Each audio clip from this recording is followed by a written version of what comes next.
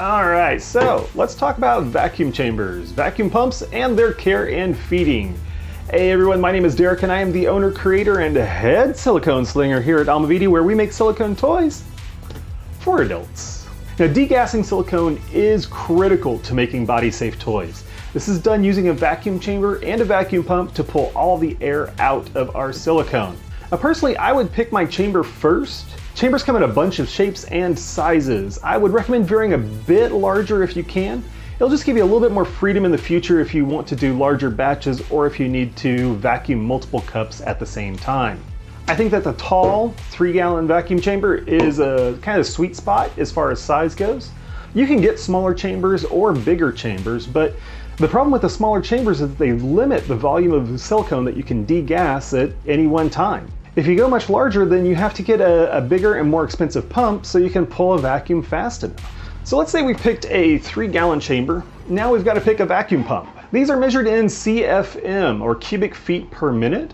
Roughly speaking, we were looking for something that can pull about 3 CFM to match our 3-gallon tank. Theoretically, that could pull a full vacuum on our 3-gallon chamber in about 1 minute, but in reality, it takes about 2 minutes to reach a full vacuum. So what is a full vacuum? Well, that is about minus 29 inches of mercury, but that will vary depending on your location. By the way, that's minus 1 bar for folks that use the metric system. Okay, so we've got our chamber and our pump. What's next? Well, we put it together. It's super simple, but first we need to check our pump. This should be part of your weekly or monthly maintenance program. Set your pump on a level surface like a countertop and check the oil level. In this case, the pump has a sight glass on the side and the oil should be right at that line marked on the pump. If it's a bit low, top it off with some oil recommended by the manufacturer, but don't overfill it. More is not always better. And now double check your chamber and make sure that the gasket is on the lid and that it's not torn or damaged in any way. And here's a pro tip for you. Spray down the inside of your vacuum chamber with mold release.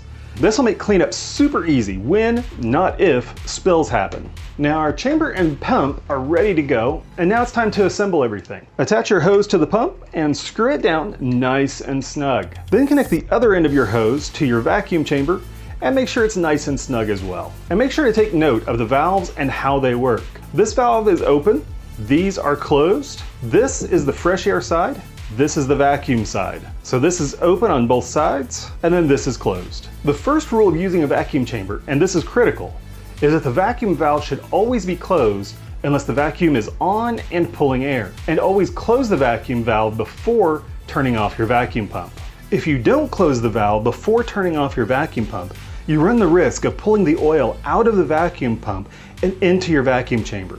And that's just gonna make a mess and destroy all of your silicone. Follow this rule and you should be just fine. For our first test, we'll leave the vacuum chamber empty. All we want to do is to confirm that we can get a full vacuum and check and see how long it takes. Make sure that you're nice and centered all the way around and close both of your valves to start. Now turn on your vacuum pump and open the valve on the vacuum side.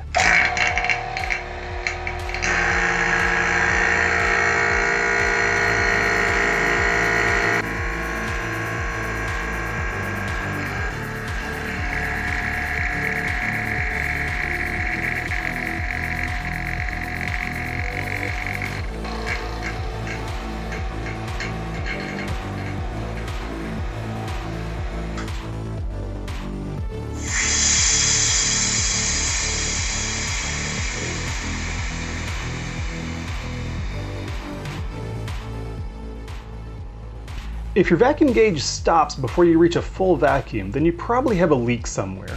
Before you turn the vacuum pump off, go back and check your fittings and connections as well as your valves. Make sure they're all tight and that your valves are closed.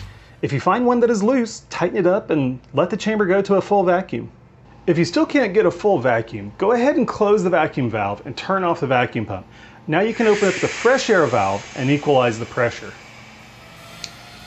Now you can take the lid off.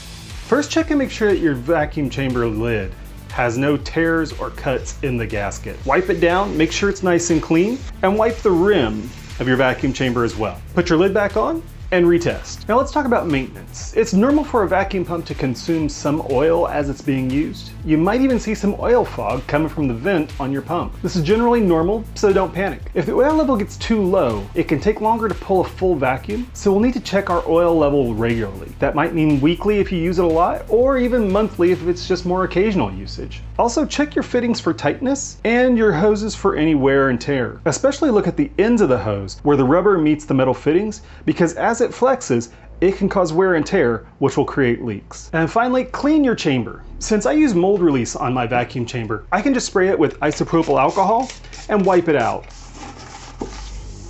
And don't forget to wipe down the lip of your chamber, because any of these little bits of silicone can keep you from getting a good vacuum. And then finally, spray down the inside of your vacuum chamber with some mold release and it'll be good to go. Now here are a couple of things to keep in mind. Never put a cup of silicone directly under the fittings in your lid. If your chamber is too short, you run the risk of pulling silicone up into the fitting and damaging your gauge, your hose, or even worse, your vacuum pump. But also, if you release the vacuum, the air rushing into the chamber can spray your silicone all over the insides of your chamber, and it'll look like a murder scene, and that's just messy. Second, keep your chamber clean. Random silicone buildup can shift under a vacuum and tip your cups over, and that'll be a very bad day. Third, you might want to put your vacuum pump on the floor and away from your silicone. These things are fairly notorious for weeping oil, and the oil mist they release can settle on things. Best to just keep it under the counter and keep the mess away from your workspace if you can. Now I touched on this earlier, but make sure that your pump can pull a vacuum quickly enough for your particular silicone. If you have a silicone with a 10-minute pot life and it takes 8 minutes to pull a vacuum, you're gonna have problems. Personally, I would recommend that you be able to pull a full vacuum in about 2 minutes, but you'll need to hold it there for another 3 to 5 minutes in order for your silicone to completely degas. Now, how do we know that the silicone is completely degassed? Well, you'll see the silicone rise and then collapse,